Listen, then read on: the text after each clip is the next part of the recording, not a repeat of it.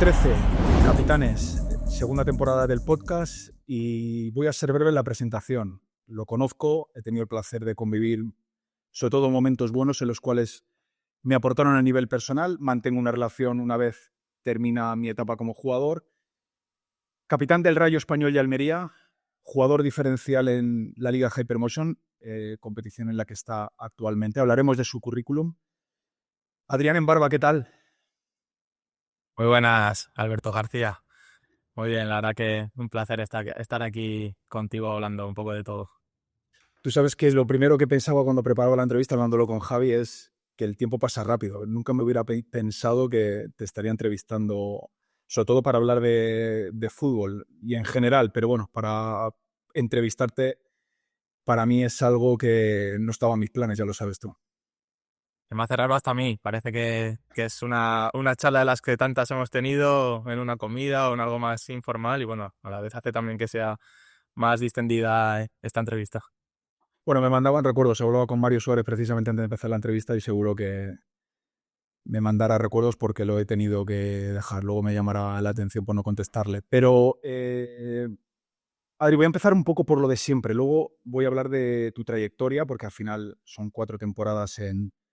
Solo has jugado 4 temporadas en la Liga Hypermotion. Son 5, pero no son completas. La actual no es completa y la que compartimos en el Rayo Vallecano cuando fuiste traspasado al Español. Sobre todo por si eres consciente, ¿no?, de los números que has hecho a nivel goleador y de asistencias, pero el podcast hasta el final va dirigido a la dirección de grupo, ¿no? Por eso empiezo un poco como hemos comenzado siempre. Adri, ¿qué es para ti la capitanía? Pues para mí la capitanía, bueno, he tenido la suerte o el honor, que esa es una de las características que te diría de ser capitán, un honor, porque al final representas a un grupo de jugadores que en mi caso siempre he sido elegido por ellos. Eh, He sido capitán en el Rayo, en el Español y en el Almería, en los 3 clubes en los que he tenido la oportunidad de jugar y la verdad que, bueno, pues es un honor lo primero, es una responsabilidad y luego también creo que podemos hablar de ejemplo cuando hablamos de capitán porque eres la referencia del grupo, el portavoz, el que toma también muchas decisiones que les repercute y bueno, pues te diría todo esto de ser capitán. Te lo pregunto más que nada porque nosotros compartimos la experiencia de la capitanía. Además, tú siempre desde joven, porque al final, pues bueno, va pasando los años, pero cuando coincidimos, siempre visto como un jugador joven por mi parte, yo te veía como esa posibilidad de poder ser un capitán ejemplar, un capitán, porque al final eres un líder dentro del campo y es fácil trasladar a un líder dentro del campo por rendimiento, trasladarlo a la voz del grupo, ¿no? Por el mero hecho, Adri, de que muchas veces el jugador asimila el líder del campo como el capitán, pero ¿la capitanía desgasta? Bueno, lo primero, recuerdo muy bien bueno, muchas charlas que hemos tenido juntos o tramos de capitanía que hemos compartido, que una de las cosas que me insistías mucho tú es que yo iba a ser capitán estuviese donde estuviese y yo te decía que no lo compartía contigo, que yo no lo creía, que no me veía en esa postura y mira, el tiempo al final te ha dado la razón.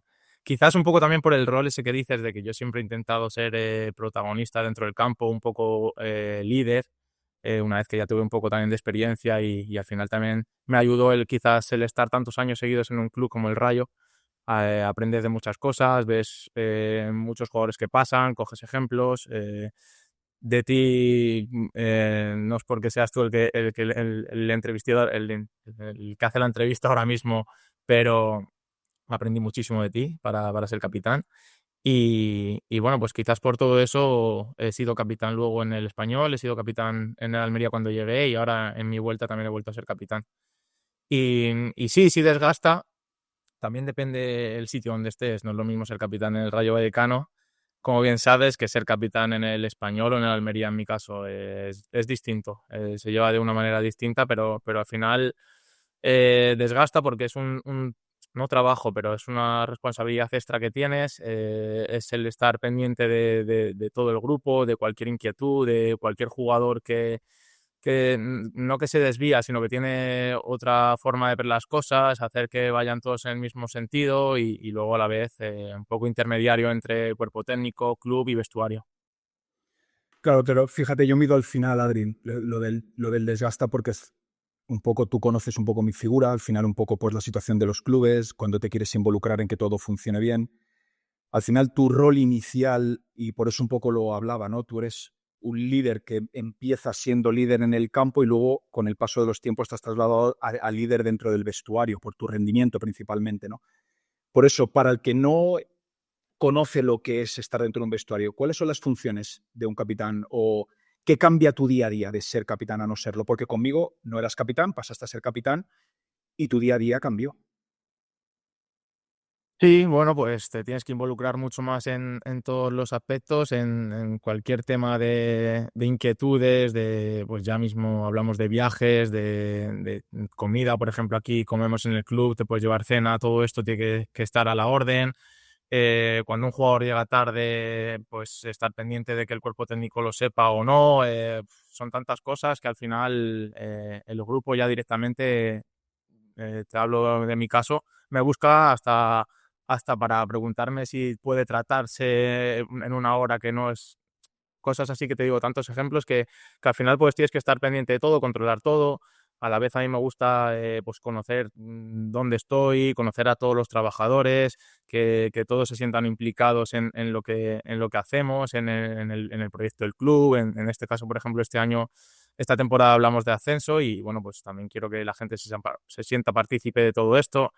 A la vez tienes que tomar decisiones que repercuten, como te digo, al vestuario.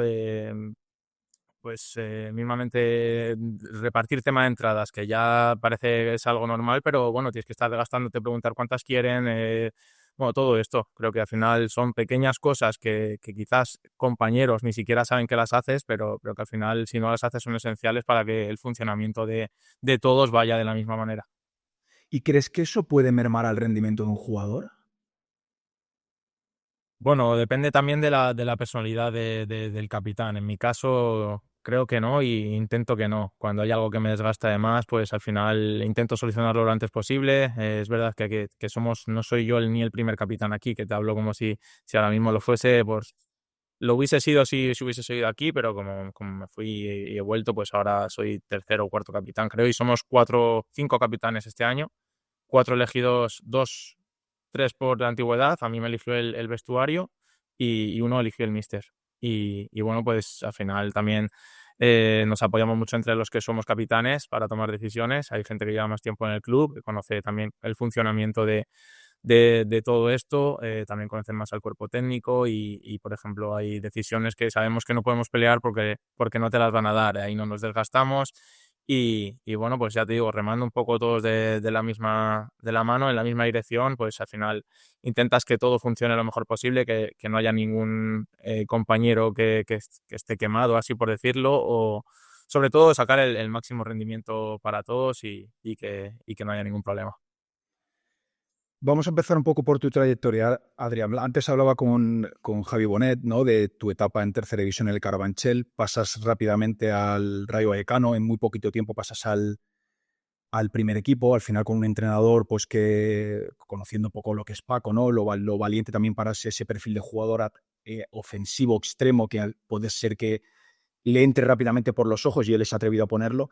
¿Cómo recuerdas todo este impasse de jugar en tercera división a debutar en el fútbol de élite?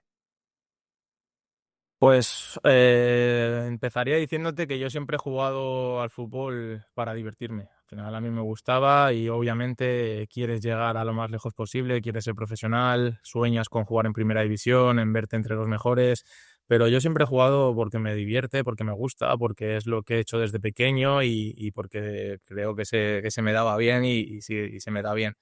Entonces, quizás yo no era consciente hasta que ha pasado algo de tiempo de dónde estaba. Cuando, por ejemplo, llegó al Rayo Vallecano, como bien dice, yo había jugado un año en tercera división, a una muy buena temporada.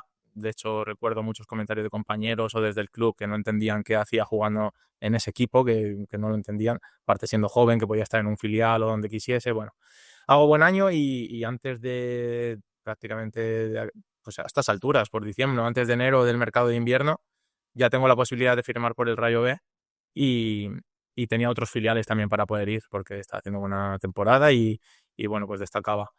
Me decido por el Rayo, porque es un club que ya me he criado en Madrid y soy de allí y bueno, pues siempre me ha gustado mucho el Rayo y ahora mismo es mi casa, mi equipo y lo voy a decir siempre.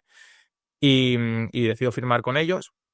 Me acuerdo que el Rayo esa temporada estaba en segunda B y descienden a tercera cuando termina la temporada. Igualmente yo voy allí y al empezar la siguiente temporada firmado y estoy en pretemporada y ni siquiera debuto. Jugamos un amistoso en las primeras semanas. A mí no me ponen porque yo era un poco el fichaje más destacado. Querían ver a otros fichajes. Lo recuerdo así perfectamente. Y la siguiente semana se lesiona José Carlos. Recuerdo además que fue él de la rodilla en el primer equipo. Todavía no en el Rayo. Sabes que acostumbran a hacer los fichajes a final de mercado, cada vez menos, pero antes mucho y bueno, pues no tenían jugadores y yo subo a entrenar. Como bien dices, Paco, aparte del cariño que le tengo y de todo lo que le debo, porque al final soy profesional gracias a él, le gusta tirar también de gente joven, de gente descarada, de atrevida y bueno, pues yo me veía así porque realmente tampoco era consciente de dónde estaba, no tenía ninguna vergüenza, ningún miedo, solo jugaba al fútbol, me divertía y debuto en un amistoso en pretemporada y la verdad que hice muy buen partido. Y recuerdo que después de ese partido quedaban como 2 semanas para empezar la liga de primera división y recuerdo que apuntó en la pizarra un par de nombres que estábamos con el primer equipo y acabó la charla y dijo estos jugadores no vuelven al filial. Claro, yo sorprendido allí, lo primero que hago es llamas a tu familia, lo cuentas y recuerdo también que estaba mi primo, Isi, que ahora juega en el Murcia, y era otro de los que estaba en la pizarra apuntados. Entonces, bueno, pues encima tenía confianza en el vestuario para juntarme con alguien, poder hablar de todo. Él también llevaba algo más de tiempo en el club, en el filial y en el juvenil y esto. Y bueno, pues a partir de ahí ya cojo dinámica de primer equipo y hasta el día de hoy. Yo te pregunto un poco por cómo lo recuerdas también, por el cambio que es.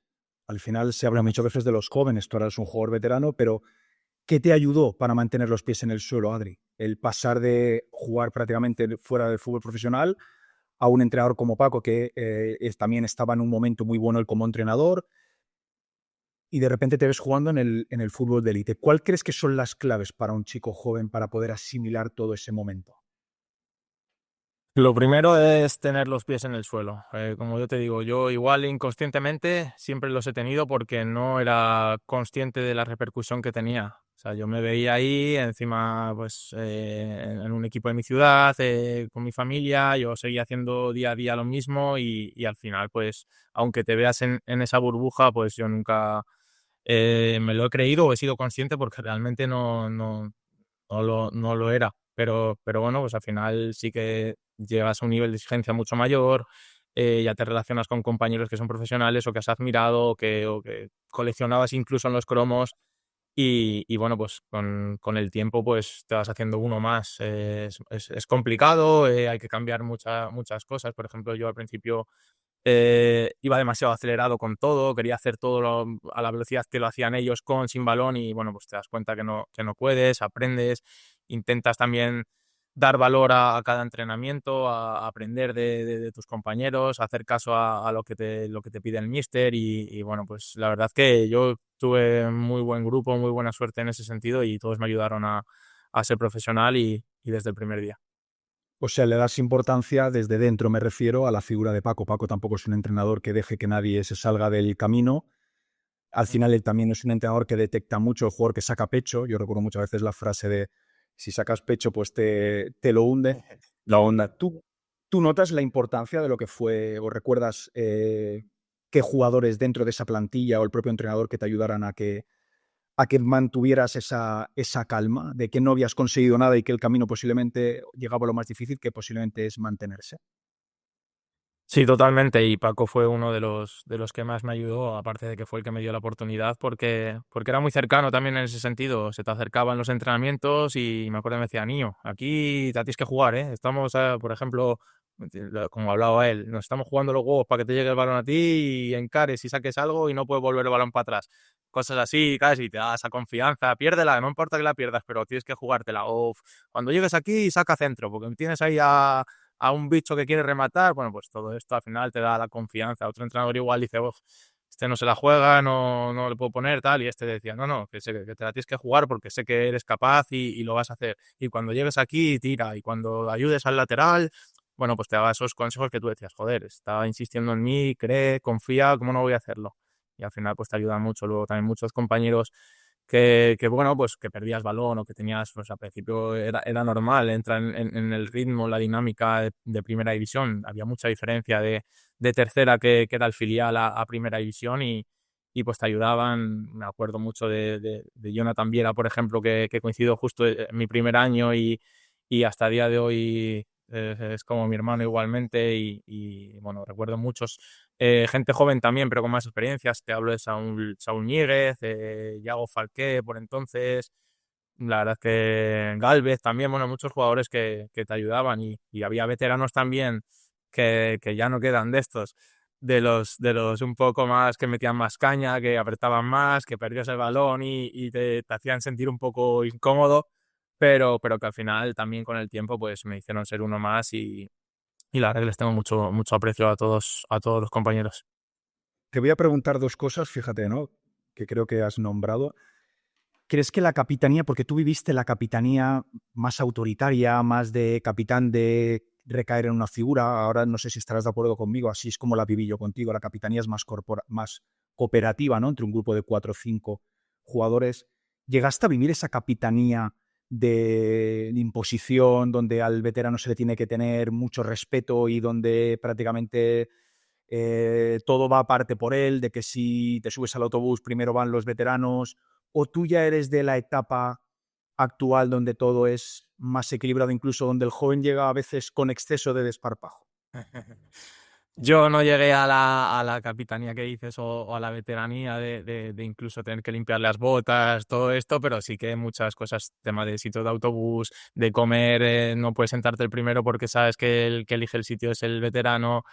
En el vestuario tenías que estar con cuidado lo que decías o si te tenías que opinar, igual te miraban mal. Todo esto sí que lo he vivido y lo que te digo, incluso entrenando, perdías un balón y ya se juntan los dos o tres veteranos y este no sé qué, tal, o no se la pases, o todo esto, todo esto lo he vivido y te podría decir incluso nombres porque luego con incluso poco tiempo, no hace falta pasarse en temporadas, pues lo reconocían y son amigos y tengo confianza. Ya te puedo hablar de Trasorras, de Rat en esa época, bueno, Piti era menos, pero también bueno, de todos estos veteranos del Rayo en esa época, pero que luego también me han ayudado mucho, también de verdad, y he llegado a ser capitán estando ellos en el vestuario también, y pues también he aprendido muchas cosas de ellos. Por eso te digo que sí que he vivido una época donde los veteranos imponían, mandaban y tenías que respetar mucho, no como ahora, que los veteranos somos muy blanditos.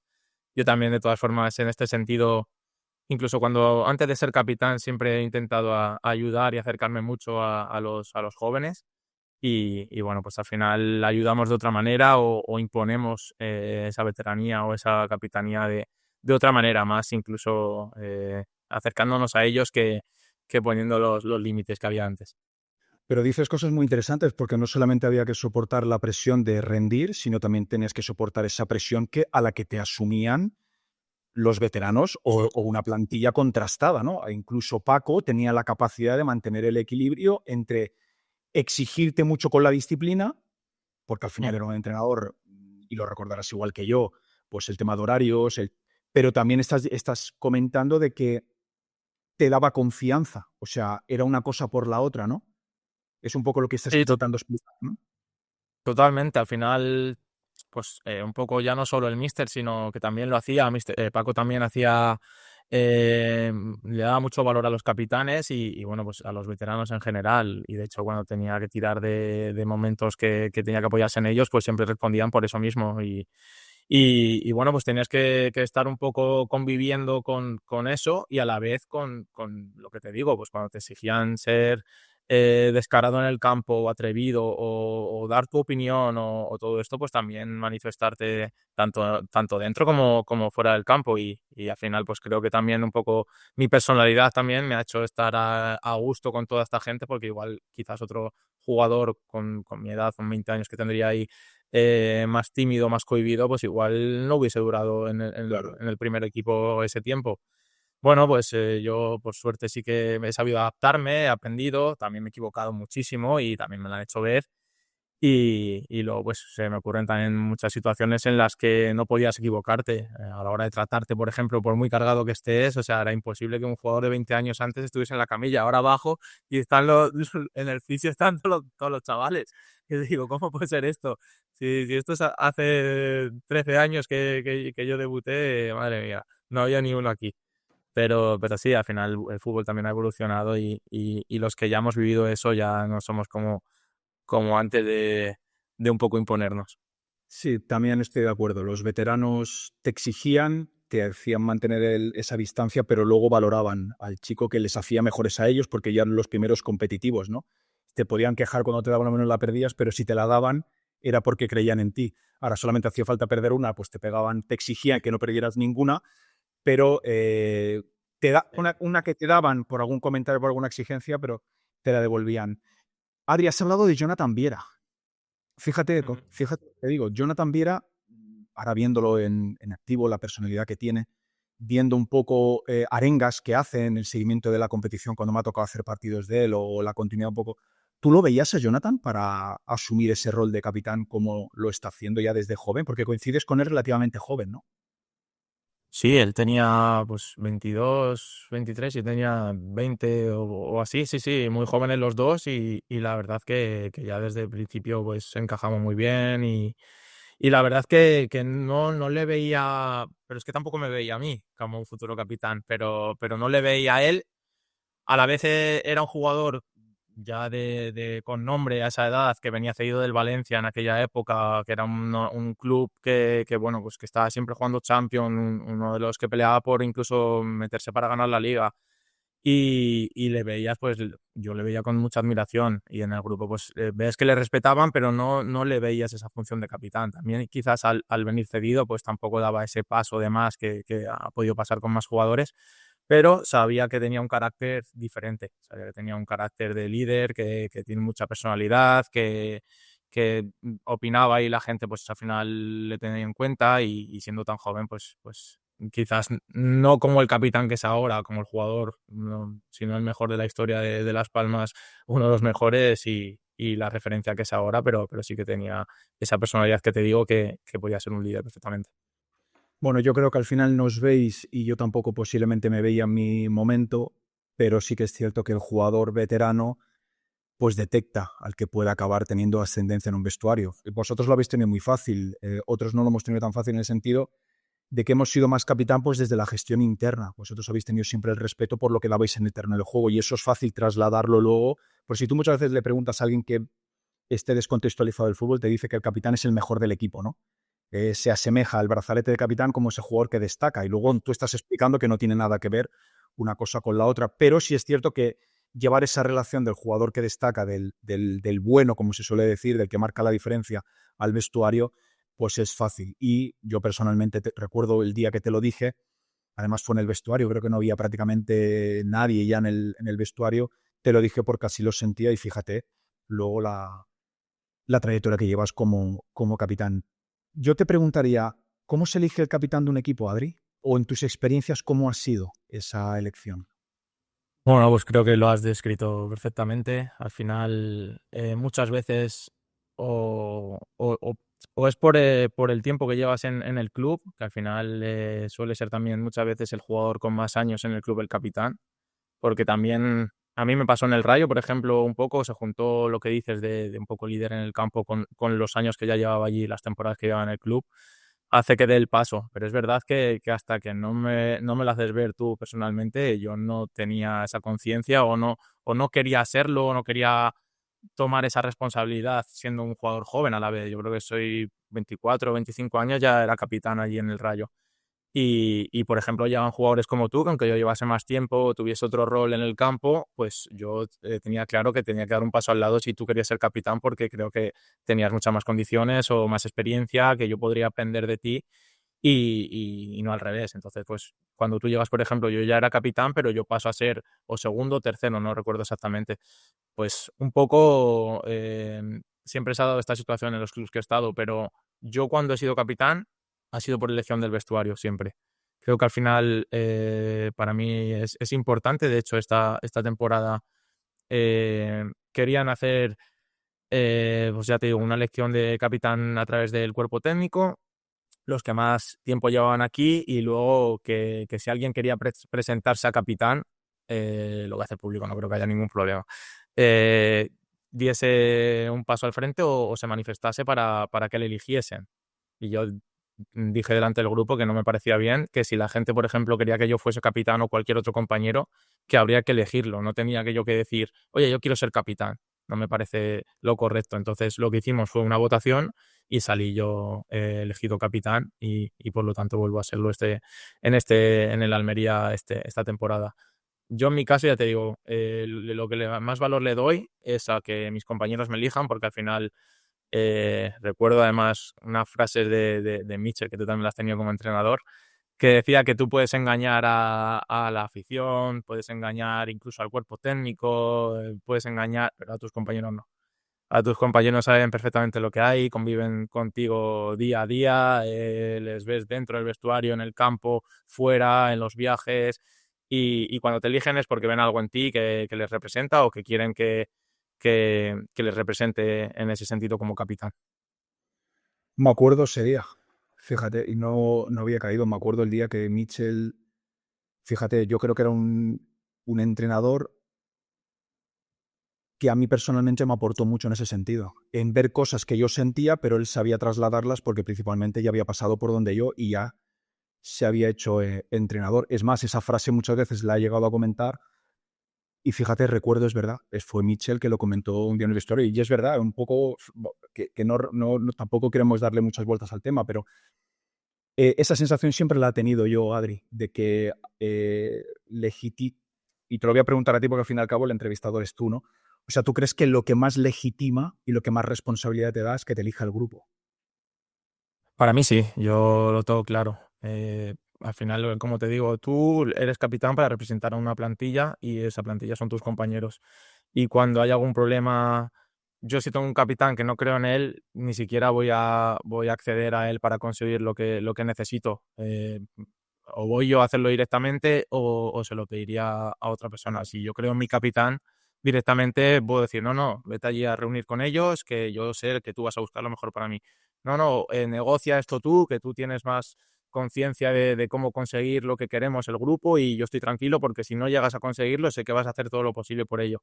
Entonces creo que al final, por eso te digo que incluso temas individuales que vienen muchos compañeros ahora mismo esta temporada te puedo hablar a decirme, oye, necesito esto, puedes ayudarme o incluso he vivido muchas veces que creo que también te lo dijo Mario, que resérvame en este restaurante. Oye, ¿conoces a alguien en esta playa el día libre para pasar ahí el día? O algún hotel, ahora por ejemplo, cuando la gente va a Madrid, conoces la mejor zona, no sé qué, o aquí en Almería, pásame lista de restaurantes. Bueno, pues un poco todo esto también no es el trabajo del capitán, pero ayudas en este sentido también a los compañeros y a quién van a acudir si no al capitán, porque es al que confían, al que sabe que más puede ayudarte en ese sentido.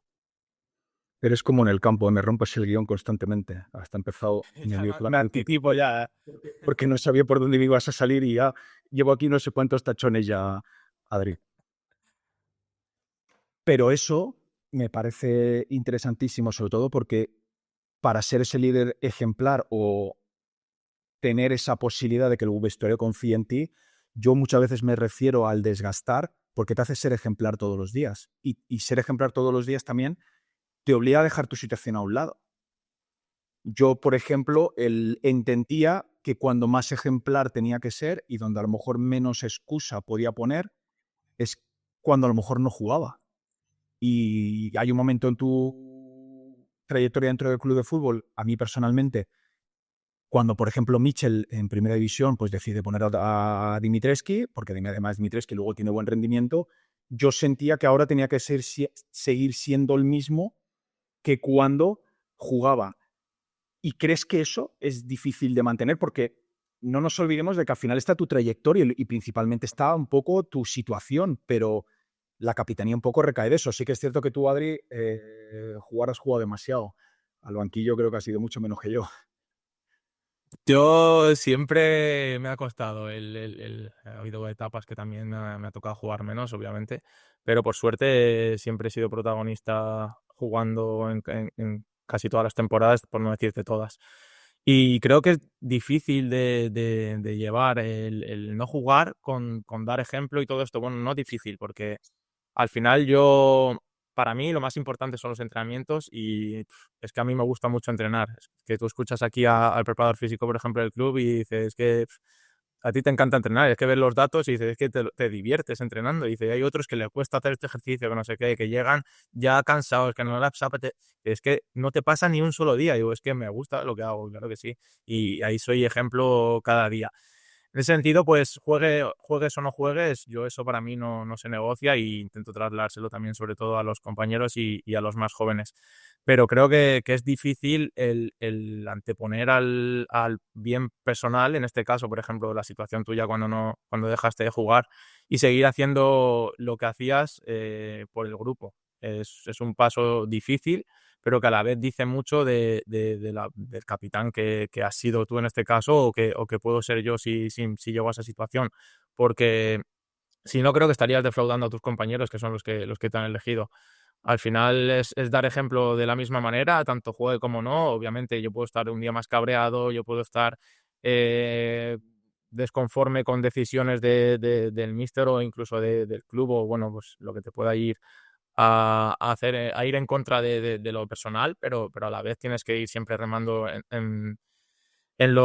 para el bien del grupo y si tienes que seguir haciendo el mismo trabajo, seguir luchando por ellos, aunque a ti no te apetezca porque te pongo un ejemplo, tú no estás jugando y ahora no tienes un feeling bueno con el míster, pero necesitas hablar con él, que un día libre que tenéis que cambiarlo por el grupo o quieres hacer una comida a equipo y pues, todo eso lo tienes que seguir gestionando y de la misma manera, juegues o no juegues y tienes que intentar tener la misma relación por el grupo, ya no solo por ti en lo personal. Entonces creo que es difícil, pero que a la vez hay que hacerlo y he tenido muchos compañeros o poniéndote a ti el primero que lo consiguen, lo hacen y todavía lo admiras más.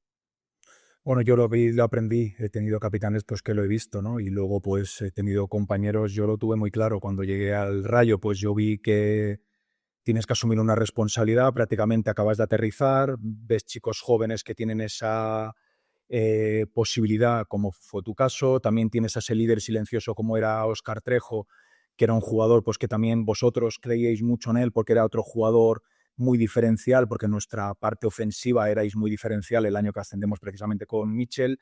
Mitchell también era muy creyente en delegar en el grupo. Luego también tuve la suerte de que llegara Mario Suárez y más que un poco, y esto lo hablé con él en el podcast, ¿no? Más que ver cómo esa persona que te puede, por trayectoria, por jerarquía, quitar tu lugar, yo lo que hice es abrirle la posibilidad, ¿no? Oye, hay que subir a hablar con el club, pues éramos 4, acuérdate, y subíamos 5 y nosotros decíamos, oye, pues si Mario lo único que puedo hacer es aportarnos posibilidad y fuerza al grupo, ¿no?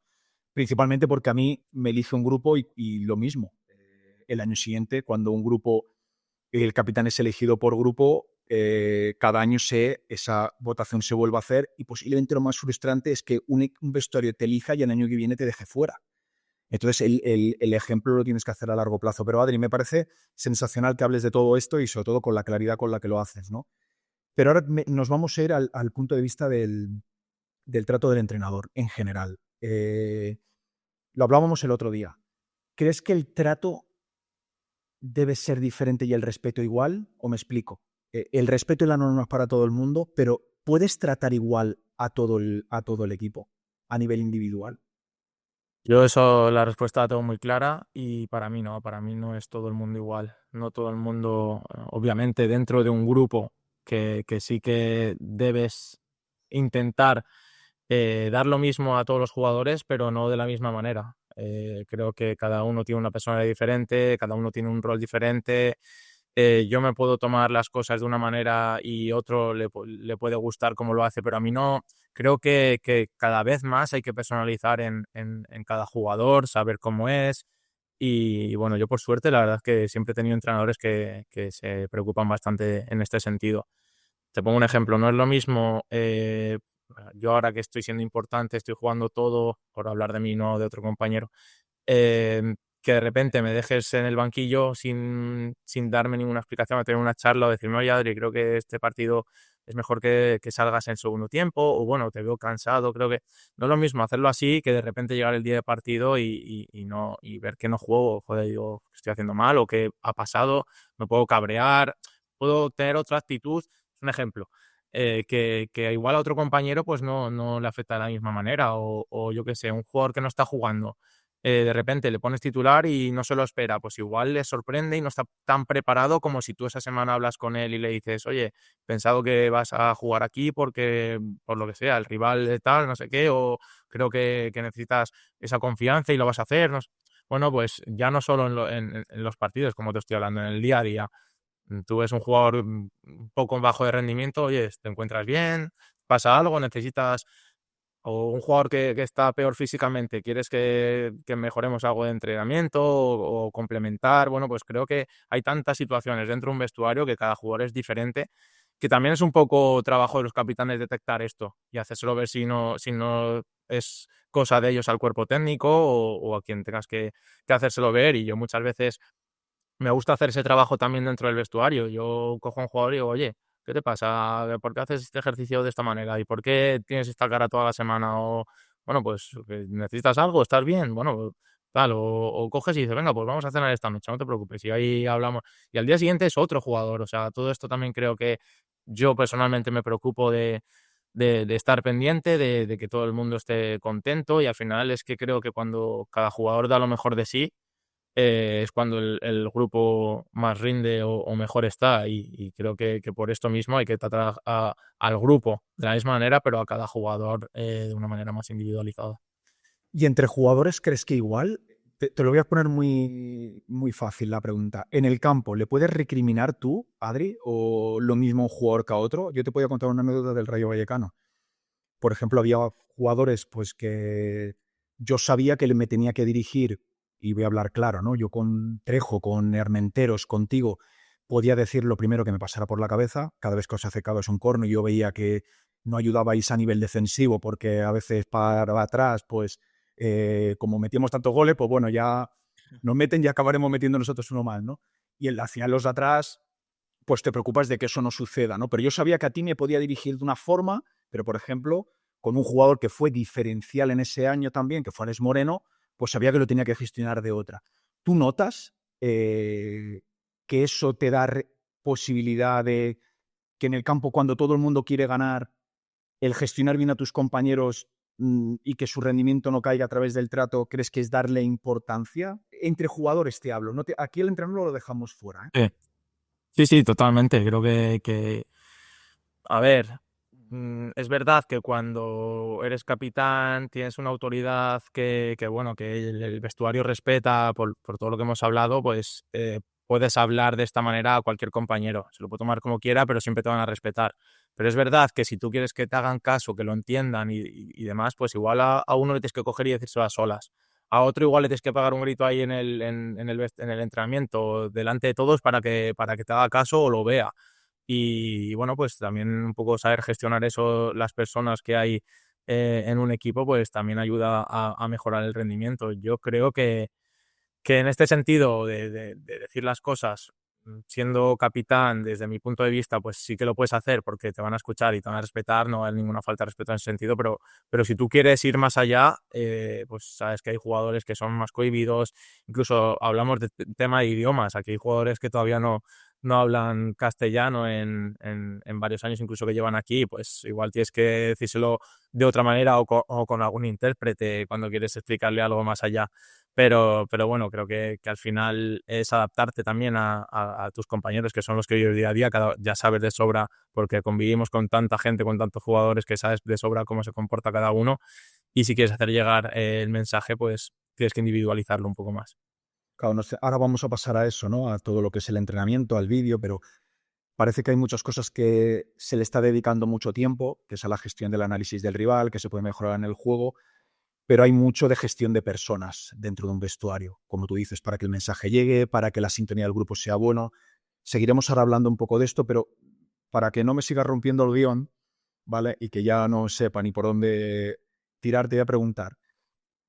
Te voy a hacer dos preguntas, y si quieres empezamos por el tema del vídeo y luego hablamos por lo que busca el jugador en el día a día, ¿no? En relación a sentirse bien, competir el puesto, que al final es lo que busca siempre muchos jugadores, que la tarea y el entrenamiento nos permita decir al entrenador, oye, yo estoy para jugar antes que en Barba o en Barba está antes que yo, que tú y yo como competencia nos podamos mirar. Sobre todo te hablo desde el punto de vista del portero. Pero también necesitamos que nos ayuden a darnos herramientas para el fin de semana en cómo vamos a competir el partido. Yo empiezo por la primera, Adri. Tú al vídeo, ¿qué importancia le das y cuánto crees que al jugador, no te hablo que le guste, pero con el paso del tiempo te vas dando cuenta que es importante? ¿Tú qué me dirías respecto al vídeo? Bueno, yo creo que no voy a no voy a tener una respuesta tan común como te dirían otros. Yo para mí soy partidario de que, por supuesto, tienes que conocer al rival al que te enfrentas, tienes que saber la forma en la que juega el otro equipo. Es muy importante si vas a hacer una presión alta, saber cómo colocarte, o si vas a hacer una presión baja para seguir a contra. Pues todos estos conceptos tácticos a nivel grupal creo que son importantes, pero no soy nada partidario de la sobreinformación. Creo que al final te acaba condicionando cuando tienes que tomar unas decisiones claves y si no las tienes, esa información, pues actuarías de otra manera que igual te haría ser mejor o tomar decisiones mejores en ese momento. Al final también creo mucho en la capacidad o las cualidades o calidad de los jugadores en ese sentido y soy partidario de saber contra quién, insisto, contra quién juegas en la situación, cómo, pues hombre, pues si mi lateral, por ejemplo, es más rápido o más lento, si va al suelo, si los recortes los compra o no. Pero a mí la sobreinformación nunca me ha gustado. Hoy en día, pues analiza absolutamente todo. Ves los datos del GPS de entrenamiento y te dice hasta cuándo te sientas a... Entonces, bueno, pues toda esta información muchas veces al jugador no es que sature, pero acaba cansando un poco.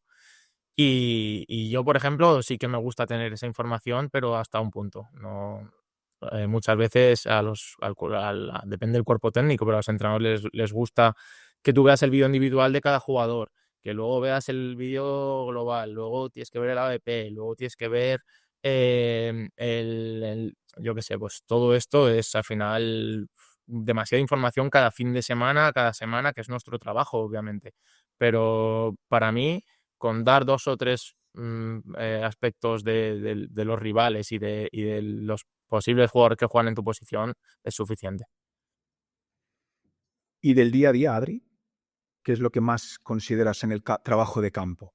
Porque tú eras muy competitivo en ese sentido, a ti te gustaba medirte constantemente contra nosotros, contra el que fueras a jugar, a ti te gustaba todos los días demostrarte a ti personalmente que estás para que el entrenador te ponga el fin de semana.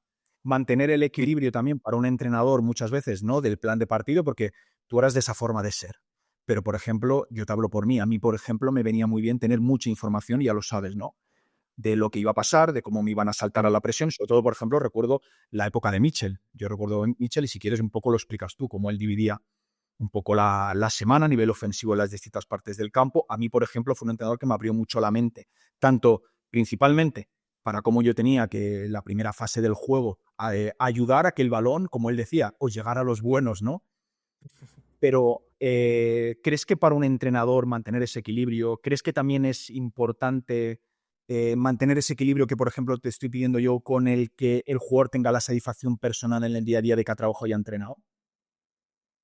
Yo creo que hay que encontrar ese punto que tú dices. Obviamente trabajar para llegar al fin de semana contra el rival que tienes, sabiendo lo que tienes que saber para hacer el mejor partido y conseguir, el objetivo es ganar siempre.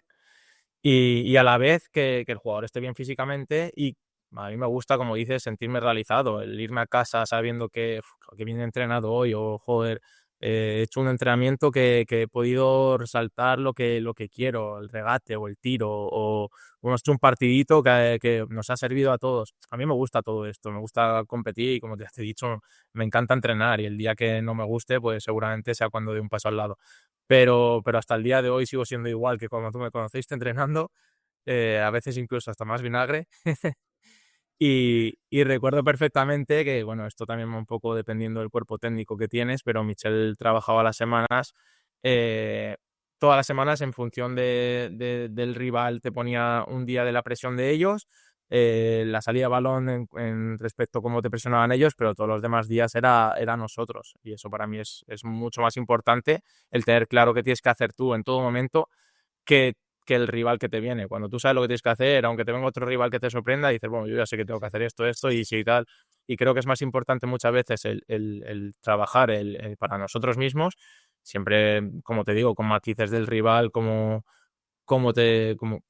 hacemos ahora mismo. Nosotros también trabajamos nosotros y luego pues la semana viene un rival que te presiona arriba, bueno, pues hay que salir por este lado porque este extremo igual no salta, bueno, todo esto tienes que tenerlo claro, pero sabiendo siempre a lo que jugamos y lo que hacemos nosotros.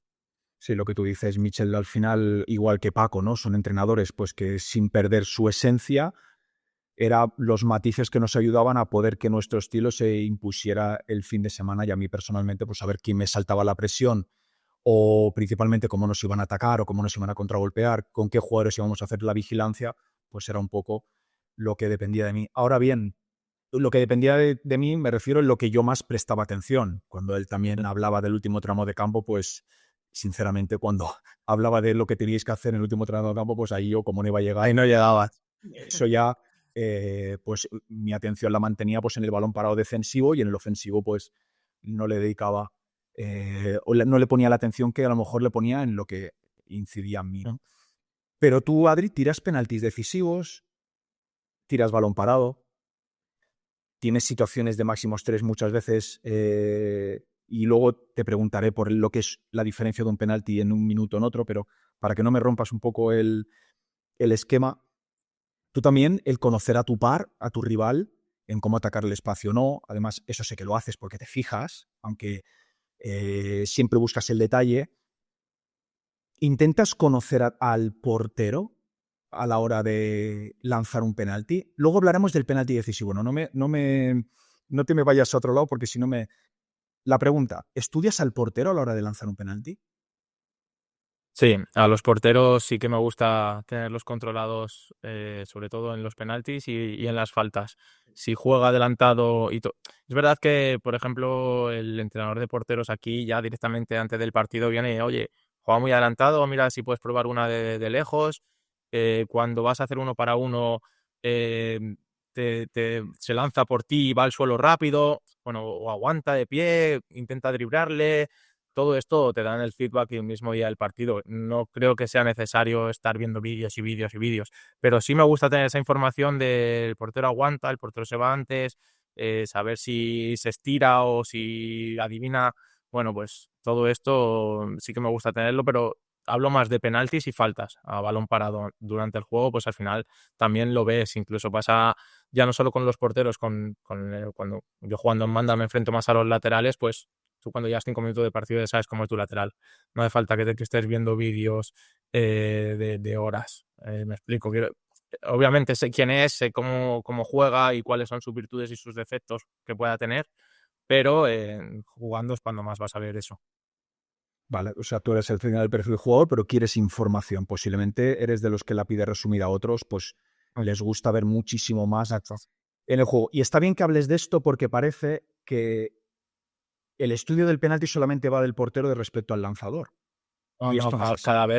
cada vez menos. Creo que cada vez los lanzadores, de hecho, se fallan muchos penaltis últimamente y creo que cada vez más los lanzadores necesitamos esa información. Si el portero aguanta, si el portero adivina, cuántos balones ha parado a un lado o a otro, si se queda en medio, pues todo esto al final te ayuda. Ahí sí que creo que te ayude, porque no es una sobreinformación, es un penalti, un lanzamiento, el portero se mueve de un lado a otro, se queda. Ahí sí que creo que ayuda mucho. A mí cuando ya dice, bueno, pues eh, no sé qué ejemplo darte con un portero, pero cuando es ya sobre información que te dan, al final te condiciona, creo. Tú te dices, adelanta todo el rato, y tú al final, ¿qué vas a buscar? ¿Una vaselina o algo así para intentar marcarle gol? Cuando igual tienes una definición fácil a un lado, me explico. Es que muchas veces te viene a la cabeza toda esa información y te obliga prácticamente a tomar la decisión que no es la que tú tomarías si no la tuvieses. No sé si lo he explicado bien. Sí, perfectamente, perfectamente. Y yo eso a mí no me gusta porque ha habido veces que me ha condicionado. O un lateral, no, vete por fuera porque te da todo el rato para irte por fuera, pero tú ves muy claro que te está dejando dentro y tú te vas por fuera y te la quita y dices, joder, si yo no hubiese hecho esto, si no tengo esto en la cabeza. A eso es cuando voy a la sobreinformación o que te llega a condicionar tanta información que tienes. Lo explicas claramente, Adri. Y es lo mismo tirar un penalti en el minuto 10 de la jornada 2 con un 2-0 que tirarlo en la última jornada, porque yo creo que has tirado uno de los penaltis más difíciles para un jugador. Por al final, Eh, y termino, ¿eh? Tirar un penalti donde lo que supone para tu carrera personal, como jugador, lo que supone para la entidad, el sentimiento que hay en ese partido, lo que representa para el club y para la ciudad. ¿Es lo mismo? Te lo voy a preguntar. ¿Tirar un penalti en el minuto 2 que en ese máximo estrés como ese penalti que creo que fue para decisivo para mantener la categoría con el Almería? No, no, no es lo mismo, no tiene nada que ver y es una de las veces que he sido inconsciente, sin quererlo y me ha ayudado. Porque si hablamos del penalti de la permanencia bueno, en Barcelona contra el Español, que además era mi antiguo equipo y que nos jugábamos la permanencia, se juntan varios factores. Ese partido ellos ya están descendidos, además. Nosotros, según se daban los resultados, te podía valer un empate o no, o tenías que ganar.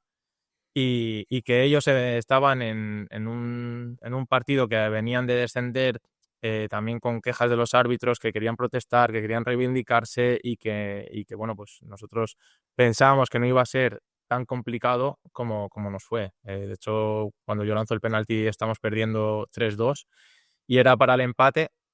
Y todo esto hablamos antes del partido de si queríamos información. Otra vez hablamos de la sobreinformación, de la información, de cómo iban los otros resultados.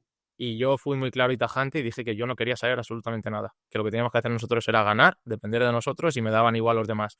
Que iban a estar todo el rato diciendo información, aparte se podía interpretar de una manera o de otra, que uno iba a entender una cosa y que al final eso no iba a ayudar a que el equipo consiguiese el objetivo que dependía en ese momento de nosotros. Y yo cuando voy a lanzar el penalti, obviamente miro al banquillo y veo las caras de todo el mundo. No necesito mucha información, pero realmente yo no sabía que estábamos en segunda en ese momento. Entonces yo cojo el balón, aparte pues es compañeros, Joan García era el portero, Lele, Cabrera, pues todos los defensas. ¿Lo vas a tirar tú, Adri, de verdad? Joder, y Joan, que te conozco, Adri, dáselo a otro compañero. Y digo, no, no, que lo voy a tirar yo y te lo voy a marcar. Y yo ya había marcado gol en ese partido, que podía haber dado un paso al lado y decir, oye, que lo tire otro, que... He Y, cumplido, ¿no? He cumplido con parte del rendimiento. y, y cogí el balón sin pensármelo, la verdad que está súper tranquilo. En ese momento, quizás por la inconsciencia de no saber qué pasaba, bueno, de que ya había marcado un gol y estás con más confianza cuando marcas gol, de que es contra tu ex equipo en un campo que tú has jugado y que has querido como tu casa. Y bueno, pues quizás por todo eso lo tiré muy tranquilo y bueno, pues pude marcar y pudimos salvarnos en ese partido. Incluso acabó la jornada del partido y ya sabiendo que nos habíamos salvado y no era consciente de lo que había conseguido, como tú dices, para un club, la repercusión que tiene el salvarse, para una ciudad. Cuando llegué aquí todo el mundo, pues imagínate, conmigo pues que querían darme todo lo que tenían la gente por la calle. Y la verdad es que no es consciente hasta que pasa el tiempo. Mira, yo recuerdo ese día, además estaba creo que viendo el partido en directo y yo por cercanía no quería que lo tiraras. Así, imagínate mi familia.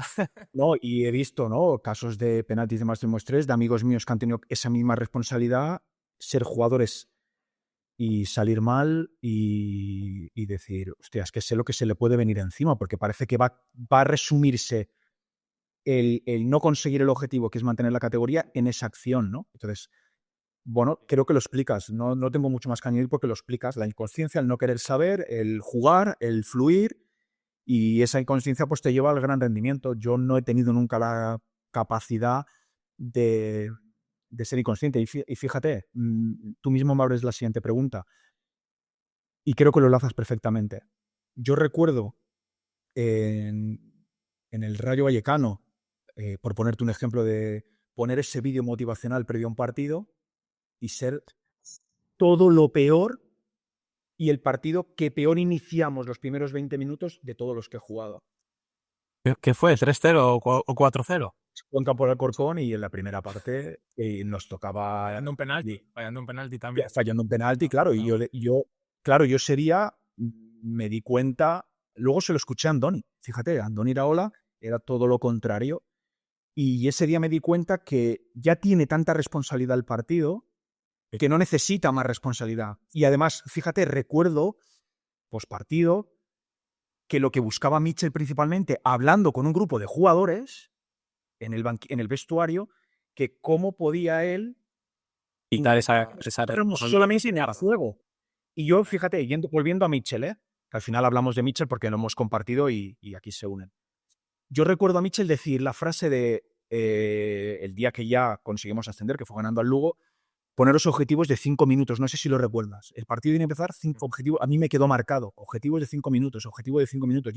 Y Alex Moreno, precisamente, yo le decía, Alex, tenemos que pensar de 5 en 5 en relación al juego, lo que tenemos que hacer para ganar al rival y no salirnos de eso. Sí que es cierto que en el minuto 60 de la segunda parte ya estaba pensando de que si pita el árbitro ya conseguimos el objetivo. Y por eso te pregunto, Adri, ¿qué hay más presión? ¿En ascender o en descender? Buah, por suerte y por desgracia he convivido con las dos y creo que es más presión el ascender, porque es una exigencia muy grande, es cada partido, cada jornada, cada semana el intentar ganar, el conseguir un resultado positivo, el volver a ganar, te da igual que te venga un rival de abajo, de arriba, todo es complicado, es ganar, tu mentalidad es no puedes fallar en conseguir la permanencia, en este caso en primera división, pues sabes que hay partidos que vas a disfrutarlos más que con la exigencia que requiere, porque sabes que lo normal es perder y si ganas, pues es algo que has sacado positivamente. Pero aparte, pues incluso la primera división tienes los parones, que son descansos, que desconectas. En segunda división no, en segunda división es cada jornada, cada semana un partido, cuando no se tienes entre semana, luego se te junta la copa, luego, bueno, pues creo que es bastante más exigente, aparte por la igualdad, por los campos a los que vas. Es bastante más exigente para mí eso que conseguir una permanencia que tiene quizás la misma dificultad, no estoy diciendo que algo sea que una sea más fácil que la otra, pero creo que es más exigente el ascender y aparte todo el mundo quiere evitar ese playoff, que luego es una lotería, que estás un mes más sin estar de vacaciones y bueno, pues creo que es muy exigente, también siéndolo el conseguir la permanencia y no quitándole mérito, pero con estos matices que te he dicho creo que es más exigente el ascender. Creo que lo has definido perfectamente. Y ahora te lo pregunto, ¿no? Tú has hablado de la exigencia y yo te lo he preguntado mal en cuanto a la presión, pero es más complicado jugar por perder una categoría. Te lo digo porque parece que cuando juegas por salvar una categoría, como que todo se atenaza más. Como que el Ahí sí que, ahí sí que estoy de yo la acuerdo experiencia que he tenido. y es más complicado jugar un partido por no descender que por ascender. Al final es lo contrario a la exigencia. El, el- el que si fallas, no he conseguido algo que puedo conseguir, pero el perderlo creo que es mucho más duro. Cuando no lo tienes, pues si no lo consigues, bueno, pues puede entrar dentro de lo normal, pero cuando lo tienes y lo pierdes, creo que es mucho más duro y yo cuando mis momentos más duros, obviamente han sido los descensos que he tenido y al final, pues es verdad que es cuando más aprendes y cuando más creces y cuando fallas es cuando más mejoras, porque aprendes de sus errores, porque sacas las cosas que en ese momento ves todo negativo, al final le sacas el lado positivo y intentas que no vuelvan a repetirse, lo intentas hacer ver a tus compañeros. Yo recuerdo muchas frases tuyas antes de descender, que luego, por ejemplo, aplico al español cuando yo llego, que lo teníamos muy difícil ya en enero para salvarnos, y incluso al perder la categoría hay jugadores de muchísimo nivel que no vuelven a jugar al fútbol. No es que bajen a segunda y no vuelvan a jugar en primera, es que se quedan sin equipo y algunos se tuvo que retirar.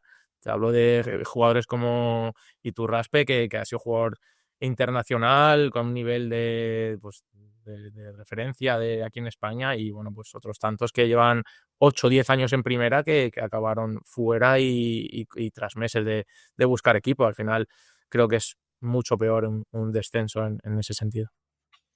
Siempre decimos, no, Adri, lo comentábamos, los ascensos cambian vidas deportivas. Fíjate, el Rayo Vallecano, y luego tú, ya te preguntaré también por ese paso último en el Rayo Vallecano y lo que conseguiste, lo que ha supuesto en la carrera de muchos jugadores de esa plantilla, lo que ha sido Álvaro, la evolución de Álvaro, el propio Isi Palazón. Te podría hablar de muchos jugadores, ¿no? Mm. Pero también las consecuencias de no conseguir un objetivo, que es perder la categoría y que arrastra para todo lo contrario en las carreras muchas veces individuales de quedarse jugadores sin equipo o bajar una categoría en la cual posiblemente a lo mejor no la vuelvas a recuperar.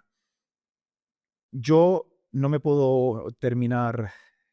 Queda alguna pregunta más, Adri, pero ¿cómo es la gestión de los delanteros? Yo te lo digo porque yo te lo voy a decir muy, muy rápido, ¿eh? Has jugado 5 temporadas, has participado 5 temporadas en la Liga Hypermotion.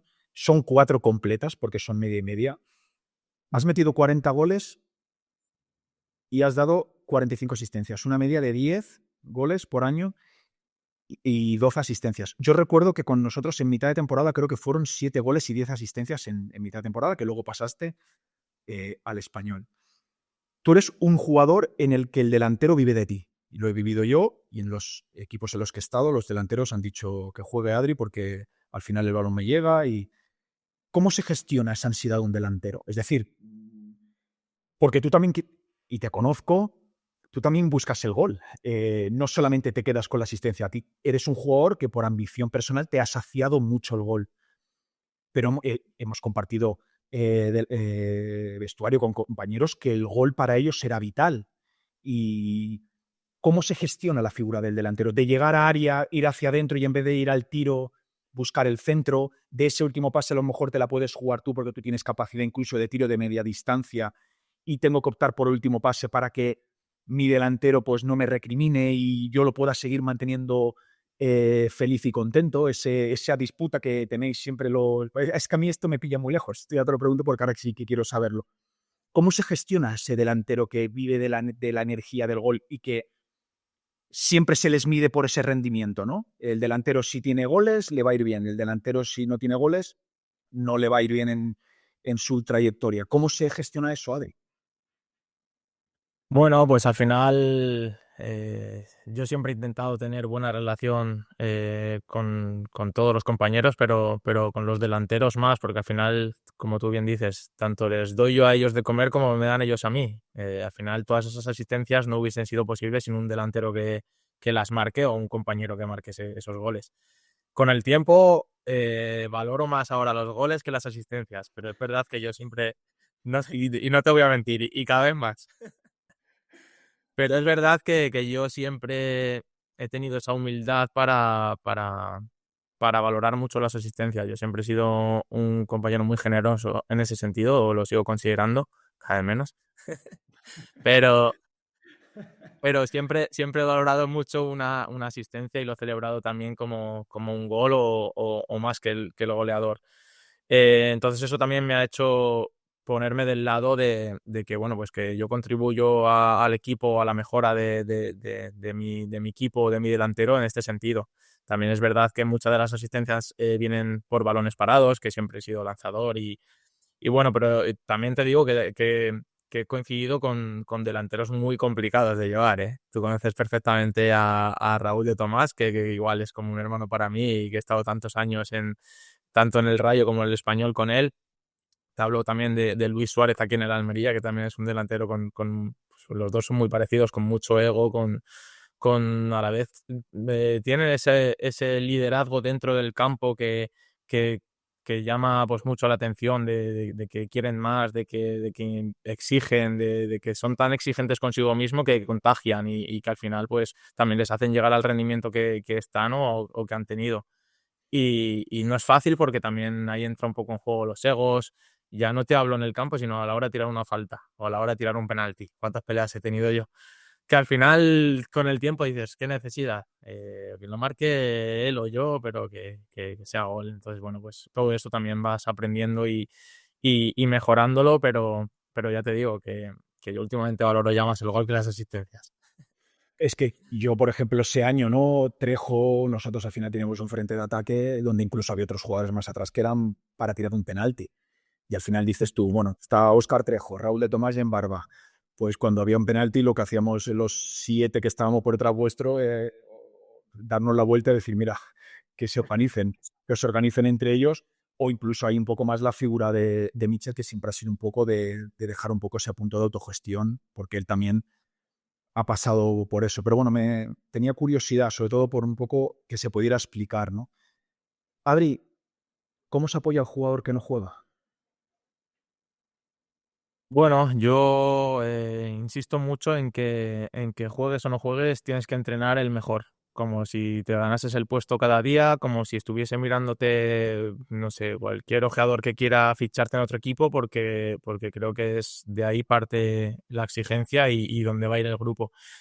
Mira, el año pasado, hablando con Íñigo también le conoces y en este sentido hablaba mucho conmigo de que el salto que yo en ese sentido había dado al equipo era increíble, porque exigían cada entreno, hacía mejor al que jugaba, al que no, porque el que jugaba tenía que ser mejor todavía para seguir jugando, porque el que no jugaba tenía que apretar para llegar al nivel de jugar. Dice que bueno, él hace mucho hincapié en eso del grupo y por eso tienen los resultados que están teniendo o que conseguimos la temporada pasada clasificándonos a Europa. Es un ejemplo de que al final hace que el grupo vaya más lejos de donde puede ir, porque cuando todo el mundo da su mejor nivel, inconscientemente haces mejor al otro. Porque si, como te digo, estás jugándote por un puesto, si yo en mi posición hago todo lo que puedo hacer lo mejor posible, si el otro quiere estar al nivel, tiene que hacerlo. Y así en todo el equipo se contagia. Lo primero creo que es entrenar, como te digo, dejarte todo, hacer todo lo posible, ser un profesional, estar bien de forma, todo esto, aunque no juegues, aunque te cueste, aunque sea más difícil. Y luego, pues, intentar estar bien con el grupo, apoyarte en tus compañeros, no ser tan negativo y ser un poco más limpio de mente y sobre todo estar preparado para cuando te llegue el momento, porque tarde o temprano todos tienen la oportunidad, más, menos, merecido o inmerecido, creo que si tú estás preparado cuando te llega esa oportunidad, que es lo que intento hacer ver a toda la gente, a todos los compañeros, sobre todo a la gente joven, entonces no vas a poder reprocharte nada. Si tú no estás bien o no has hecho las cosas bien para estar cuando te toca, no vas a rendir y luego con el tiempo te vas a dar cuenta, aunque en el momento no lo reconozcas. O sea, tú con Íñigo tuviste esa buena experiencia. Te lo digo porque, por ejemplo, el otro día, entrevistando a Roberto, hablaba muy bien de de Rubi, de tu actual entrenador, en relación a eso, ¿no? De que no, sin jugar, fue un entrenador que le supo dar lo que al menos necesitaba en el día a día. Te preguntaría por esto. Yo no tuve la suerte de coincidir con Íñigo, al final sí con Andoni, pero bueno, ha mantenido la línea continuista en alguna cosa, un poco lo que se sabe desde fuera. ¿Cómo fue tu experiencia con él, con Íñigo, en ese sentido? ¿O qué nos puedes Eh, contar de Íñigo? he de decirte que Rubi en ese sentido es igual de exigente y da tanta importancia, da más importancia al que no juega, siempre, al grupo, que al que juega. Y muchas veces destaca victorias y partidos que hacemos por la gente que no juega que por la que juega, porque la semana ellos valoran mucho todo esto también. Pero me preguntas por Íñigo, pues Íñigo era muy exigente, muy exigente en el día a día, muchísimo. O sea, no podías despistarte ni lo más mínimo. Esto que te digo que llegas un día perezoso o que estás más cansado, se te notaba. O sea, era imposible que no se te notase porque era muy exigente físicamente, técnicamente, eh, y todo el equipo consigue un grandísimo nivel gracias a eso. Y luego, bueno, pues un entrenador que es prácticamente, nos pasó con Mitchell, que tú has coincidido conmigo con él, que era un jugador que estaba de entrenador. Al final, hace nada que estaba en nuestro sitio y que entiende también muy bien a los jugadores. Pues todo esto, como te digo, hace que dentro de, de las condiciones que se dan en el Rayo, que tú sabes que no es un club normal, para lo bueno y para lo malo, hace que los jugadores rindan a un nivel hasta por encima de lo que han llegado hasta ahora en su carrera y se consigan cosas como el clasificarnos para Europa.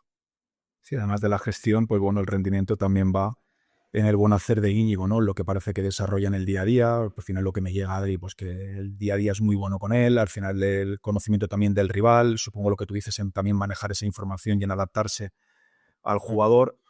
¿Estás ante la mejor temporada de tu carrera deportiva? En cuanto a números, sí. En cuanto a números, la verdad que me estoy encontrando muy a gusto de cara al gol. Estoy siendo bastante decisivo. Decisiones que otras veces igual no eran tan acertadas. Este año creo que he mejorado muchísimo en eso. O sea, he hecho mucho hincapié en mejorar esto porque creo que la temporada pasada es muy buena temporada por mi parte y incluso pues el propio Íñigo hemos hablado después y me lo ha reconocido en todos los sentidos, pero en cuanto a números no lo fue para mí ni estadísticamente. Entonces, pues a pesar de que yo he estado a gusto y me he sentido muy importante y por supuesto partícipe de los logros, este año quería ser otra vez muy bueno en cuanto a números y realmente no esperaba los números que llevo a estas alturas ahora mismo, pero la verdad que estoy muy contento porque es lo que he trabajado y al final he tenido esa recompensa. Estamos terminando, Adri, pero te voy a hacer una pregunta. Otra vez te lo voy a comparar con el portero. Siempre se habla de que cuando el portero comete un error, ¿vale? Al final queda señalado, se lo lleva a casa y se fustiga un día, otro día. Y siempre hay el dicho de que parece que, porque al portero se le cría así. Si falla un jugador no pasa nada, si falla el portero sí pasa. Yo te conozco y conozco a los delanteros. Os hablo de Raúl y principalmente a Mm. Raúl, a Óscar Trejo, a ese frente de ataque, ¿no? Cuando el partido a lo mejor no se ganaba y ellos creían que podían haber sido decisivos o en fallar una ocasión, se fustigaban. ¿El atacante se fustiga igual que el portero en ese sentido? ¿En darle vueltas a lo que podía haber hecho, a ese gol que a lo mejor podía haber anotado, a ese último pase? ¿Os fustigáis igual que nosotros, Adri? Sí, es verdad que es mucho menos llamativo el fallar y recibir un gol en vuestro caso que el fallar y no marcarlo. Es mucho más llamativo o queda más en la conciencia del espectador, pero creo que, bueno, yo en mi caso por lo menos sí, cuando fallo una ocasión clara o cuando digo, ¿por qué no ha llegado ese balón cuando sé que iba a ir ahí? O ¿por qué pues que yo me fustigo bastante y me gusta verla para que se me quede y no volver a repetir ese error y la verdad que creo que sí, la mayoría de los atacantes delanteros que fallan un gol o que no están tan acertados, ya te digo, no tiene la misma repercusión que cuando falla un portero que recibe un gol, pero sí que fallarlo también duele bastante y nos fustigamos, sí. ¿Cómo, qué responsabilidad tiene un futbolista cuando pagan una cantidad importante por él? Te lo digo porque tú has vivido una de las que yo recuerde dentro de un vestuario de los fichajes, pues posiblemente más difícil de llevar a cabo por una cantidad económica altísima, que fue medio año difícil para ti, pero gestionaste cosas muy bien, el mantener todo ese ruido que había en torno a ti, el ver que podías a lo mejor incluso dar un paso en tu carrera deportiva, de irte a un club, de poder jugar una competición más, pero no perdiste compromiso en el rendimiento con el equipo en el que estuviste, y ese fue tu paso del Rayo al Español, porque con nosotros fuiste ejemplar hasta el último día, y no en el comportamiento, sino en el rendimiento, se juntaron las dos cosas. Pero ahora yo te pregunto, tú vas a un sitio cuando un club ha hecho un esfuerzo enorme por tenerte. ¿Eso es una responsabilidad para el jugador? Sí, sí lo es, sí es una responsabilidad. Inconscientemente o conscientemente lo es. Tú viviste todo lo que se tuvo que dar para yo salir del Rayo, que bueno, que al final es mi casa, lo insisto, pero creía que era momento o que yo quería probarme fuera y bueno, pues me había peleado ya con el club para poder salir. Me quedo esa temporada porque no querían venderme o decidieron que no era el momento. Y yo sabía que para salir tenía que conseguir el rendimiento de que pagasen mi cláusula de rescisión, que en ese momento eran 10 millones, que es lo que pagó el Español. Y bueno, pues fui consciente y como dices, en cuanto a rendimiento, pues marqué en media temporada 7 8 goles y llevaba 14 asistencias, que de hecho terminé siendo el máximo asistente solo jugando media temporada. Y al final lo conseguí y conseguí que pagaran esa, entre luchas y luchas, que como tú bien sabes, con todo el mundo conseguí, bueno, pues yo tome esa decisión y llegas a un club en el que han pagado 10 millones por ti. Entonces, claro que es una responsabilidad. Y más, creo que chocó más el ser un jugador de segunda en ese momento, como era, que la cantidad. Son 10 millones por un jugador de segunda división en ese momento, a los ojos de mis compañeros, por ejemplo, del vestuario del Español. Y ya te digo, no es tanto la cantidad como por un jugador de segunda división como yo había sido hasta el momento de esa temporada. Y es verdad que lo noto incluso en compañeros cuando llegas, bueno, pues actitudes que te chocan, aparte de que yo llego a una situación de un club del Español que está prácticamente en segunda en enero y que había un vestuario pues complicado en ese sentido de que había mucha negatividad, Yeah. bueno, era un momento complicado. Y bueno, pues por suerte tengo un rendimiento a la altura de lo que venía haciendo. Los compañeros pues al final terminaron encantados conmigo, el club igual, la afición. Al año siguiente conseguimos ascender enseguida con un rendimiento otra vez bueno y pues al final nadie se acuerda de esa cantidad porque creo que di el nivel, pero sí que fue una responsabilidad. Sí, fue un mes complicado para ti, para el club, para todos, porque también te pones en el lado del club, no querían perder a un jugador que lleva 7 goles y 14 asistencias, donde un entrenador estaba siendo capital para el equipo. Al final también recuerdo que todo acabó positivo, porque luego hay un regreso tuyo a Vallecas. ¿Qué fue para ti clasificarte para Europa con el Rayo Vallecano, Adri? Pues la verdad que no lo hubiese imaginado. Muchos compañeros han dicho que es un sueño, pues para mí también lo fue. La verdad que era impensable. El volver a casa ya fue algo, porque para mí es casa, es mi equipo, es mi club, es casa. Al final tengo allí también a mi familia, a todos mis amigos y la verdad que fue un año muy bonito en ese sentido, en volver a sentirme en casa con tanta gente que conozco dentro del club, con tantos compañeros que ya había coincidido y que tenía tan buena relación y sigo manteniendo desde que me fui, pues un año muy bonito que terminó de la mejor manera, que es con esa clasificación y la verdad que ahora disfruto mucho viéndoles todos los partidos en Europa y ya te digo, me siento partícipe de ese logro y bueno, aunque no fue un año en cuanto a números como esta temporada, por ejemplo, fue un año de que aprendí mucho, crecí mucho, mejoré, tengo relación con todos los compañeros, es un vestuario, conoces de sobra, increíble, pase lo que Seguían pase. haciéndose las bromas. No, no tanto, no tanto, pero porque al nivel que estábamos en el año del ascenso, aquel que estabas tú en el vestuario, Ha bajado ese nivel, ha bajado el nivel de. no he vuelto a ver ese nivel de bromas, creo que no lo volveré a ver nunca, la verdad. Pero sí que ese ambiente, como siempre ha sido en Vallecas, porque yo todas las temporadas que he estado allí, la verdad que la unión con el grupo, los jugadores y la piña que hay hace que todo sea mucho más fácil y mejor y eso no se va a perder. Te voy a hacer una de las últimas, Adri, y ya te prometo que terminamos, pero creo que te la tengo que hacer porque le puede ser de interés. Siempre se habla de que cuando un equipo desciende, ese jugador que viene de primera división no se puede quedar o hay que oxigenar mucho el vestuario. ¿Es lo mismo? Bueno, Contéstame a esto o si no te lo preguntaría de otra forma. Hacer un grupo para ascender con un equipo, por ejemplo, como fue nuestro Rayo, ¿no? Cuando yo llegué, que ya era el segundo año, después de un descenso, o hacer un equipo como fue el año anterior, ¿no? O cuando me ha tocado vivir un descenso y hacer un equipo para volver a subir.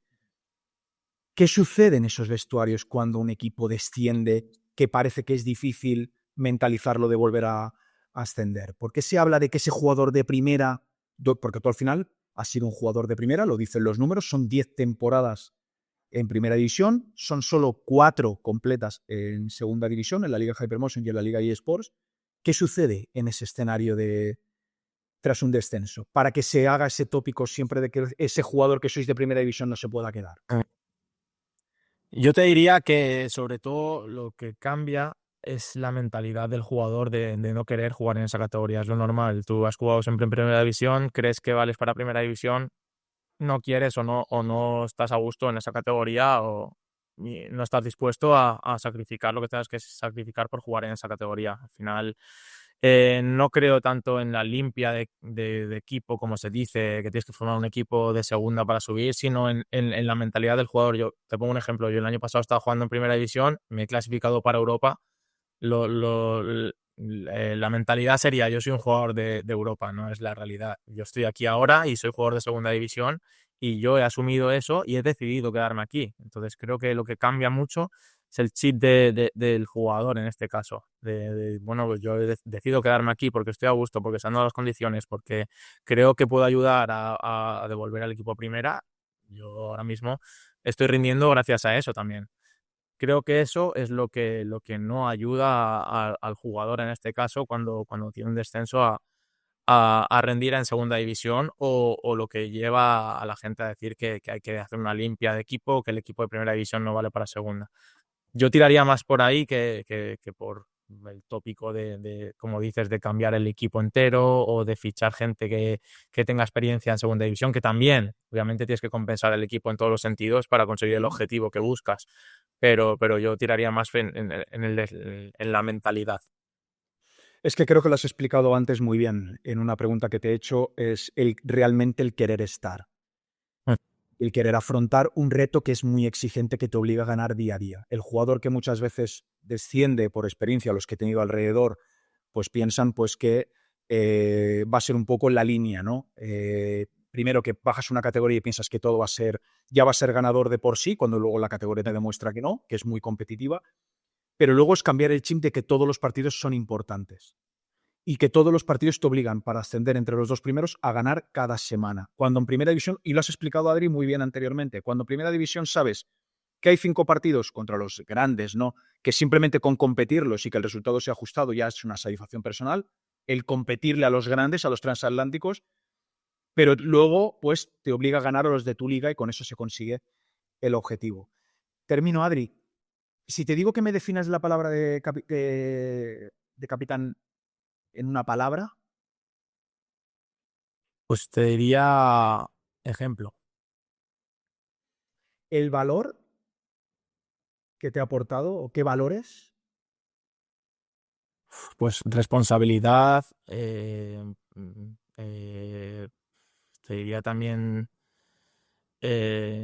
también te hace dar un paso más como persona. Tienes que afrontar situaciones que quizás si no eres capitán no las afrontas. Te hablo directamente de hablar con el presidente. Yo quizás si no hubiese sido capitán no hubiese sido capaz de tener conversaciones que he tenido en todos los clubes con gente que realmente dirige o manda. Al final eso no tiene la capacidad cualquier compañero. Y luego te he dicho también al principio que es un honor por cómo lo he sido siempre, elegido por mis compañeros y que me vean de esa manera capaz de representarles. ¿Y crees que eso, y esta es la última, te lo prometo, crees que eso te va a aportar para tu siguiente paso? Y claro, sí, sí, te da mucha experiencia, muchas reuniones que te sirven para un futuro, tanto dentro del fútbol como fuera. em, Tienes iniciativa, sabes expresarte de cara a un grupo que depende de ti, responsabilidad, son tantas cosas que te da para un futuro ser mejor, y ya no un futuro, sino yo con los años, y seguramente el año que viene sea mejor que este, porque he aprendido muchas cosas también de esta temporada, porque tengo compañeros que el año que viene no tendré, o porque trabajo o tengo la ocasión la oportunidad de hablar o tener reuniones para unos objetivos que me van a ayudar para un futuro. Pero claro que sí, y estoy convencido. ¿Ya has pensado cuál será tu siguiente paso? Este te lo tengo que preguntar. ¿Lo has pensado? Bueno, la verdad que lo he pensado muchas veces, desde ya hace años, como bien sabes. Incluso hice el curso de la liga contigo también gracias a ti, y bueno, pues también te ayuda a abrir un poco la mente, a saber qué quieres, si dentro del fútbol, si no. Y bueno, pues también aprovecho ahora que estoy jugando para ir formándome, para conocer gente, bueno, realmente lo he dado muchas vueltas, pero a día de hoy todavía no sé qué quiero hacer en un futuro. Creo que todavía me queda recorrido, gracias a Dios, aunque ya aunque ya quede menos, pero creo que me queda bastante. Y lo digo también en las entrevistas, y más viendo a la gente joven como viene, que la verdad que estoy mejor que ellos. Pero no sé si quiero seguir ligado al fútbol, no sé si quiero tener otras cosas fuera. La verdad es que de momento llevo una carrera bastante buena y la verdad es que espero seguir alargándola y en un futuro ya veremos, pero sí que me gusta, soy bastante inquieto, como sabes, me intento formar, intento preguntar, eh, no sé dónde acabaré, pero la verdad es que a día de hoy estoy tranquilo y contento. Te dije en su día que creo que ibas a ser capitán de un equipo. No te voy a preguntar cuál es el mejor capitán, esa la tengo aquí, pero no, si me la quieres contestar no vale que me nombres. Pero sí que te tengo que decir que lo mismo que te dije en su momento, que yo veía que podías desempeñar ese rol, también te digo que creo que eres una persona que puede aportar mucho al mundo del fútbol, porque te conozco, porque sé cómo eres, porque sé las inquietudes que tienes y porque lo has dicho tú, Adri. Este deporte te apasiona. Y una persona que le apasiona el día a día, pues creo que es importante reciclarse, que se pueda formar para seguir aportando en ese día a día. Y yo creo que en el día a día, en cuanto al verde, te veo, porque creo que puedes aportar y lo has explicado tú alrededor de esta entrevista. Adri, amigo mío, muchas gracias por esta hora y media que te he robado, a ti y sobre todo también a tu club por dejarnos que estemos contigo.